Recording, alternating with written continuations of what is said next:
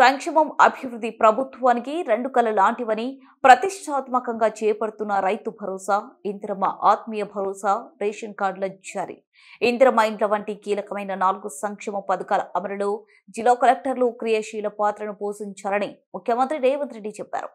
Doctor BR Ambedkar రాష్ట్ర సచివాలయంలో ముఖ్యమంత్రి అధ్యక్షతన కలెక్టర్ సమావేశం జరిగింది.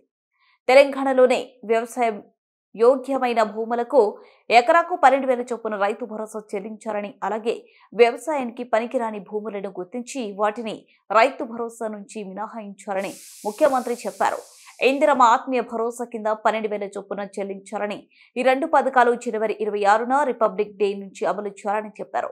ఉప ముఖ్యమంత్రి మల్లుభట్టి విక్రమార్కతో పాటు ఇతర మంత్రులు పాల్గొన్న సమావేశంలో ఆయా పథకాల అమలుకి ప్రాధాన్యతలో తీసుకోవాల్సిన చర్యలను ముఖ్యమంత్రి కలెక్టర్లకు మార్గనిర్దేశం చేశారు.